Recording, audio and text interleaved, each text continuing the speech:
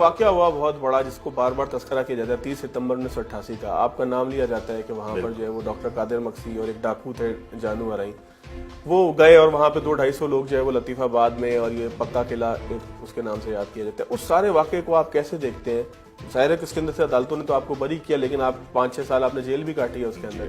آج 2019 میں آپ جب پیچھے کی طرف دیکھتے ہیں, میں بار بار پیچھے کی طرف سے دیکھنا چاہتا ہوں کہ انسان اپنی غلطیوں سے سیکھتا ہے, تو آپ کو کیا محسوس ہوتا ہے کہ اگر یا تو آپ اس موقع پہ موجود تھے تو اس کی بھی ایک بات ہو جائے, اگر موجود نہیں تھے اور آپ کے اوپر ایک الزام تھا تو اس موقع پہ شاید آپ نے اس کی فکری حمایت کی ہو کہ یار یہ اچھا ہوا مخالفین مرے.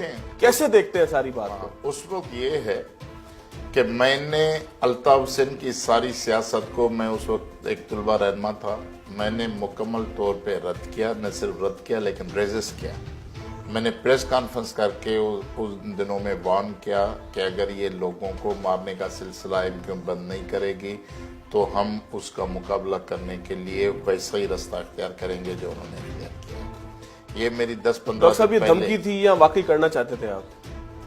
یعنی بچانے کے لیے کچھ نہ کچھ تو کرنا پڑتا ہے نا. جب آپ دیکھتے ہیں آپ دفاع میں جانا چاہ رہے تھے, جب آپ دیکھتے ہیں شہروں میں کہ بہنیں مائیں جو ہے ننگے پاؤں ان کو محلوں سے نکال رہا ہے, کسی کی عزت لوٹی ہوئی, ان دنوں کے آپ فوٹیج دیکھیں گے عورتوں کے لاش پڑے ہوئے جو ننگے ہیں, جن کی چھاتیوں کو کاٹا ہوا ہے اور خنجر گرم کر کے MKM کے ٹھپے ان کے سینوں پہ لگے ہوئے. جب ایسی فضا کوئی بھی غیرت مند آدمی دیکھتا ہے تو ان سے برداشت نہیں ہوگا.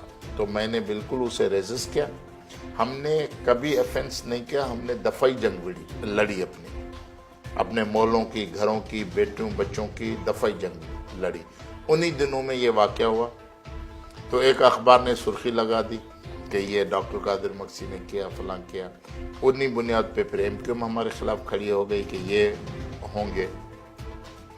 پھر ہم گرفتار بھی ہوئے, میں 5 سال جیل بھی گیا, عدالتوں میں گئے, 20 سال پورا ہم نے جیل کیس بھگتا.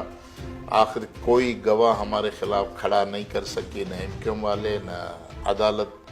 اس وجہ سے گواہیوں کے نہ ہونے کی وجہ سے ہم اس میں سے بازت بری ہوئے. پھر سرکار ہائی کورٹ میں اپیل میں گئی, پھر ہائی کورٹ سے ہم بری ہوئے.